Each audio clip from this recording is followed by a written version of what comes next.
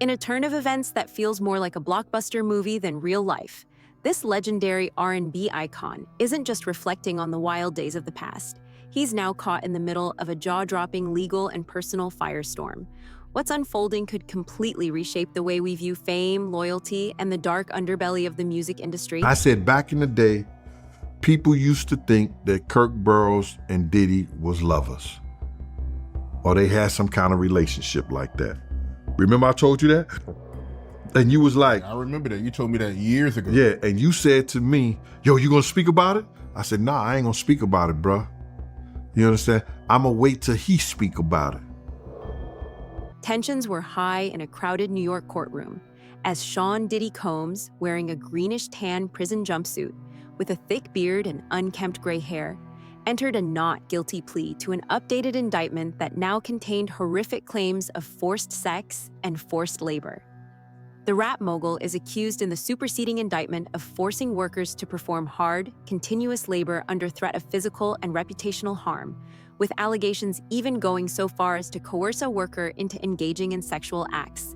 However, his legal team vehemently disputes these allegations, claiming that all interactions were voluntary or charged and a heinous misrepresentation of facts fabricated by critics seeking attention. Sean Diddy Combs came in the closed Manhattan courtroom with gray hair and a gray beard, which apparently left observers utterly startled. Diddy, wearing tan prison garb, hugged all of his attorneys and ultimately entered a plea of not guilty. Trial attorney Misty Maris talks down the effect of today's hearings with Diddy's trial in May fast approaching. The new indictment against Diddy is very impactful to the case. Not only does it add new charges, it also expands the timeline where the alleged criminal activity took place, and it also adds 2 new victims. From a defense perspective, this changes the game as far as strategy of how to approach all of the charges and all of the allegations at trial. Combs previously pleaded not guilty to charges of racketeering, conspiracy, sex trafficking, and transportation to engage in prostitution. But I make no excuses. My behavior on that video is inexcusable. And at today's session, Diddy's lawyers made surprising allegations about the damaging CNN surveillance video that appears to show Combs physically assaulting his ex-girlfriend singer, Cassie Ventura, at a LA hotel in 2016. In a letter to the judge, Combs' team is arguing CNN changed the footage by speeding it up to make it falsely appear like the acts in the video are taking place faster than they are. They also allege that CNN finally erased the footage. A representative for CNN tells Access in part, CNN never edited the video and did not destroy the original copy of the film.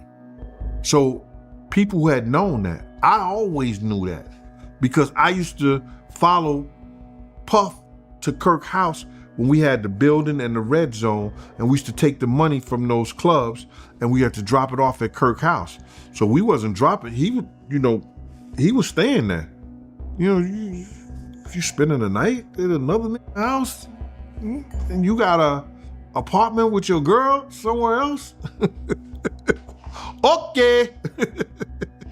So, Sean Diddy Combs is pushing back with a new court request. 1 month after the rapper was denied bail for the second time, his attorneys submitted a motion November 8th demanding bail once again, arguing that changed circumstances and fresh evidence should allow him to be released from jail ahead of his May 5th trial, according to documents acquired by ABC News. The request for bail alleges that additional information makes it, quote, evident that the government's case is feeble. The defense also says that fresh evidence refutes the prosecution's contention that the March 2016 video of Combs violently abusing a lady in a hotel occurred during a coerced freak-off or grandiose sex performance, as described in the initial indictment. Instead, the motion contends that the film offers a minutes-long insight into a complex, decade-long consenting relationship between Mr. Combs and victim 1. Per the records, his defenders also say that the new evidence refutes the prosecution's notion there was a, quote, prospective second alleged victim. Combs, who was arrested in September on accusations of racketeering, facilitating sex trafficking, and using transportation to engage in prostitution, has remained in detention at the Metropolitan Detention Center in Brooklyn, New York, since his arrest. He has pled not guilty to the accusations. InNews has reached out to the Office of the U.S. Attorney for the Southern District of New York for comment and has not yet heard back. Combs' attorneys have declined to comment. During the September 17th hearing, after Combs' arrest, U.S. Assistant Attorney Emily Johnson mentioned a 2016 video that was leaked this May, in which she said the Bad Boy Records founder abused an unnamed victim. However, the public's attention was drawn to more than just the legal dispute. Once rumors of a salacious tape surfaced behind the legal drama, putting Usher in an unexpected role. The story takes an incredible turn at this point. Longtime confidant Usher, who has strong connections to Diddy's legendary history, now seems to have a secret purpose of his own. Is it possible that the tape's obscene details were intended to reveal more than just a media giant's purported wrongdoing? Nice. And how does this affect the enduring bonds that have shaped these well-known individuals' lives? Yeah, I agree with you in some ways. What I would just add is it's without question because they did not know that he was recording them. I mean, when I read through that lawsuit, Rodney made it very clear that he had hidden cameras. And if you are a person like LeBron who says ain't no party like a Diddy party, you've got Ashton Kutcher talking about what happens at Diddy party stays at Diddy parties. And finally you learn via the press that actually Diddy has been collecting evidence on all of you and you don't know where those tapes are.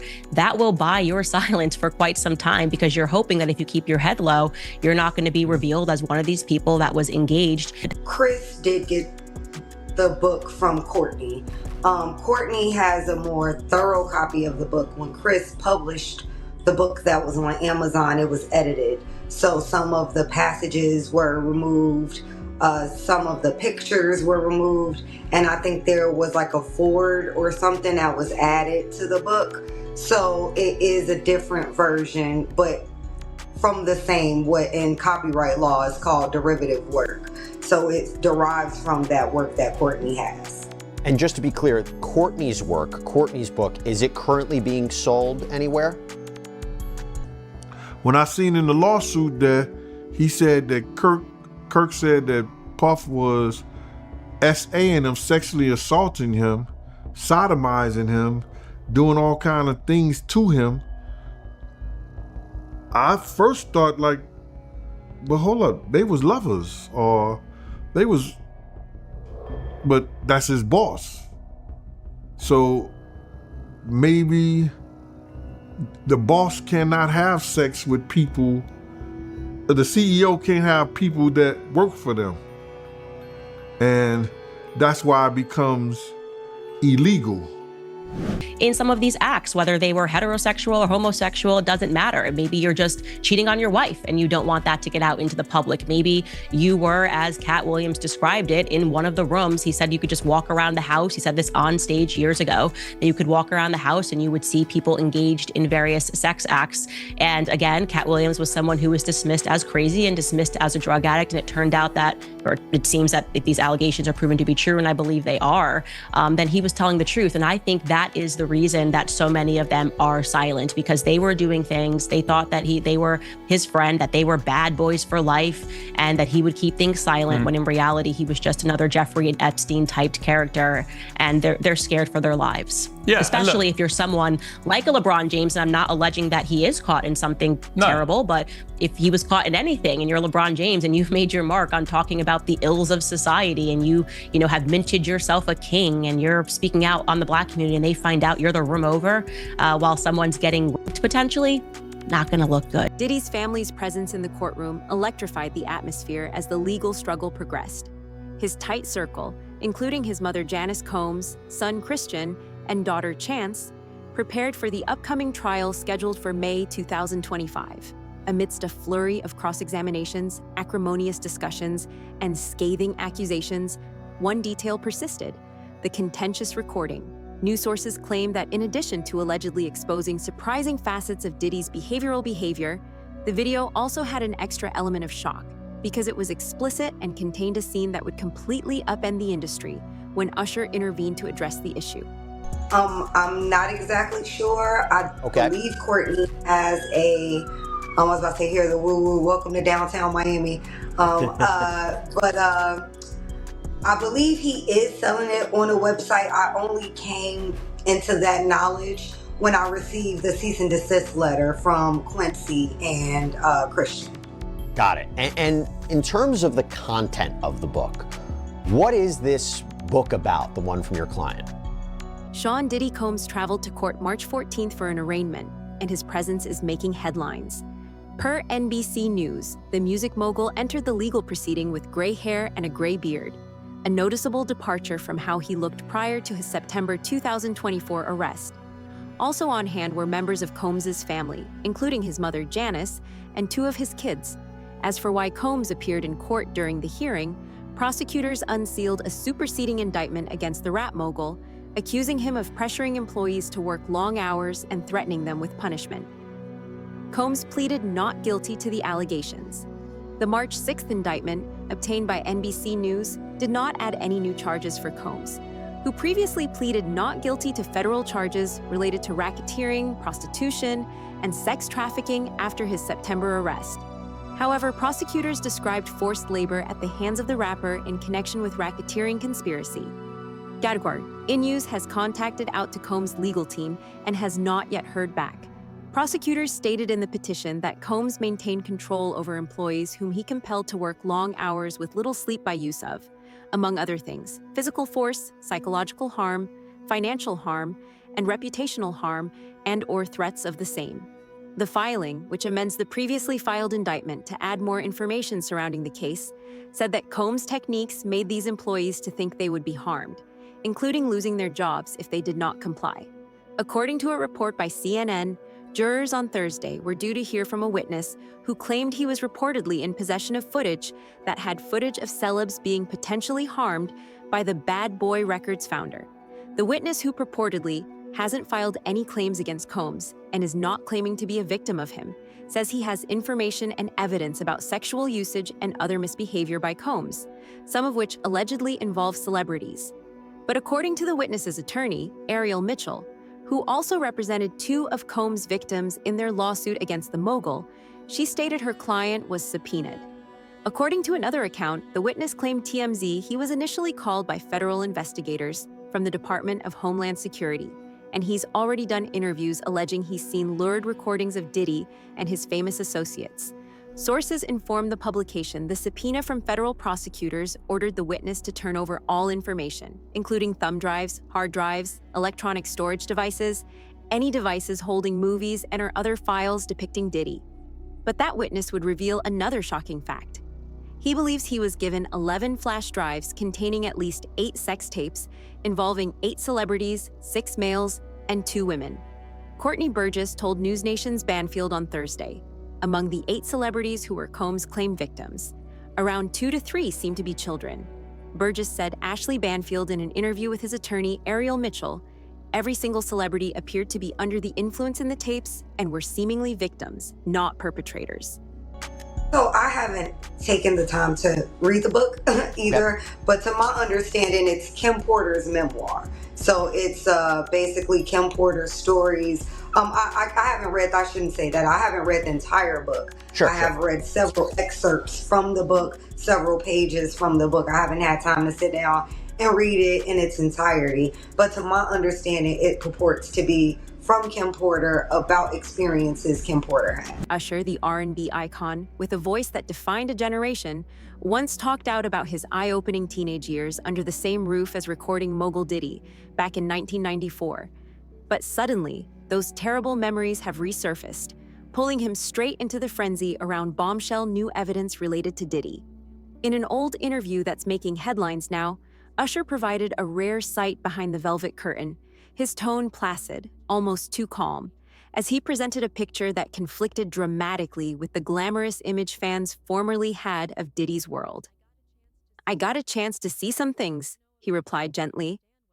And then, with disturbing honesty, he added, "I don't know if I could even understand what I was looking at." That unsettling recollection, spoken not with fury, but with the heavy wisdom of someone who's seen too much too young, has now taken on a whole new meaning, especially in light of his recent movements in court. It's no longer just a recollection. It's a puzzle piece.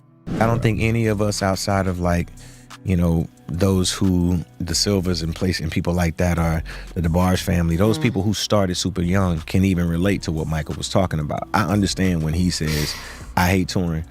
9 times out of 10, because his entire life has been touring and has been being that and being ready, right? Yes. For me, it's a bit different, but I felt that it was part of what I signed up for when I decided. How would you say it's different? Because it was your choice, you feel? Or? Well, it's different in terms of whether I love or hate it. I have never...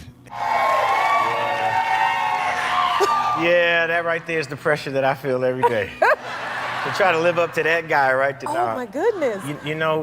It's a commitment that I made a long time ago. If you want to be an artist, being an artist is like being a magician. Being an artist is like being a heart surgeon. You make people feel things. So you have to have that same commitment to whatever it is that you say you're gonna do, right? I want to be great at this, so I have to stay in the gym a little bit longer. I gotta rehearse this record a little bit longer. I gotta sing all night. Controversial evidence from former Daw Band leader Frederick Freddie P. added to the mystery. Watson's doubts have only grown. Watson indicated that Canadian pop star Justin Bieber might be the young male celebrity whose image appears in the purported Diddy videos. His remarks reverberate like a damning confession from a former insider. He claimed that Bieber's stony eyes and seeming trepidation during meetings with Diddy revealed a long-standing grudge that stoked the flames. He even went so far as to accuse Usher of being a suck who helped conceal Diddy's alleged mistreatment of Bieber, implying that the music industry is rife with sinister hidden pasts. So I heard it last night, and it was something about, they say he was standing at a table. They say the shirt that he wore to the VMA say something about God is great. But in the video, they got pictures of him standing in the background while a woman is being sexually pleased, but she under the influence. And they say it's white substance on her nose. You can clearly see that. And they saying in another video, they have him and an A-lister young male having sex. I gotta, say no to some things that might, be fun and hang out with your friends. That no, you takes gotta a really. lot of discipline. Yeah, so discipline, but more than anything, a healthy, lifestyle. I just choose to have healthy habits. I fast every Wednesday.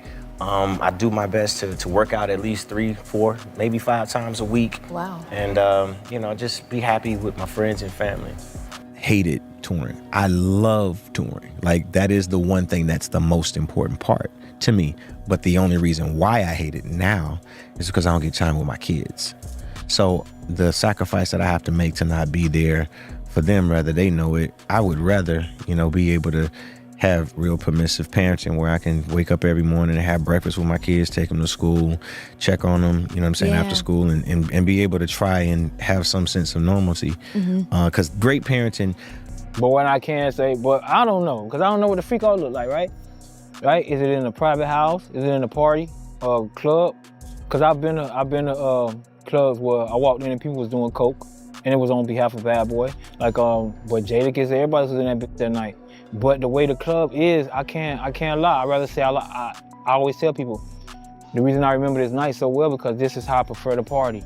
Like, I went in there, was swinging from the all over the place. It's people getting on coke. It's people like everybody in their own fucking world, right?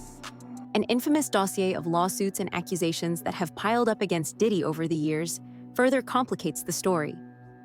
In addition to the ongoing traffic and racketeering accusations, he is facing numerous civil lawsuits alleging assault and rape. Diddy looks forward to the day when the court will clear his name, according to his attorney, Mark Agnifilo, who has remained unwavering in his claims of innocence. However, as the trial draws near and new information about his prior behavior surfaces, the courtroom drama has a complex texture, weaving together intimate betrayals with more general inquiries about power in a field that lives on its own mystique. I keep telling that story. I always tell my brothers and stuff, man. It's just like, man, we was in D.C. and it's 2 freaky white bitches, man. They came up, they partying, and I'm like, okay. So this at the time, you still thinking Puff a little fruity. So you watching this nigga, you watching the movies, you want to see a nigga, like, break the stereotype. Like, I heard you was gay, man. Show me you not. Please show me you not, bro. Like, you know what I'm saying? So I'm watching everything. And, yeah, he's finger fucking, he's like putting a cherry in her mouth and two white bitches up hitting my dog. Like, you see this shit? Yo, we were the boss of all bosses. Real boss. There is a war that has erupted between Kim Kardashian and Kanye West. It involves swastikas, it involves their kids, and ultimately Diddy. it could, and Diddy. Yes, Diddy. And it could also involve a judge. Yes, because Kim is really upset about this new song that Kanye dropped over the weekend. It's called Lonely Roads Still Go to Sunshine. It features Northwest rapping. It also features Diddy's son, King Combs, and you also hear Diddy himself on that, which is the main reason. The stakes are rising as the trial date draws closer. Opening statements are scheduled for May 12th, and jury selection will begin on May 5th. The legal battle is set to provide an exciting, twist-filled tale that covers decades of alleged wrongdoing, what he calls manipulation, and covert relationships, with every new piece of evidence and every audacious declaration from individuals involved. At the heart of the drama, however, is that pivotal moment in court when Usher arrived, which paved the way for an unparalleled confrontation between loyalty and treachery. Anytime you have a high-name defendant like Sean Combs, the main fear here is jury bias. And that's a concern from both sides. In papers that were filed, the defense is already stating that they think there's been what they term an unprecedented amount of pre-trial publicity that will prejudice people in favor of the government's case. So what we're expecting to hear a lot of conversation about today is the jury selection process in this case. The defense wants to have two different groups of 300 people brought into the court, fill out comprehensive questionnaires, and then cut people down based on that. Then bring the final selected persons in for individual oral questioning. The administration thinks that process is too complicated. They want this to be an oral process in court, or if they have a questionnaire, something just, more procedure in court, or if they have a questionnaire, something simply more logistical that will assist restrict the pool. But we're already seeing in these documents how difficult the selection in a case like this is for a high-profile criminal defendant like Sean Combs. In addition to making us reevaluate the true cost of revealing hidden scandals, Usher's intervention, his sudden appearance in the middle of a roaring legal storm, also makes us wonder about the limits of fame and power. The story of Diddy, Usher, and the explosive video will continue to enthrall, shock, and eventually reshape the narrative of celebrity and accountability in a world where every secret has a cost and every revelation has the potential to ignite a revolution.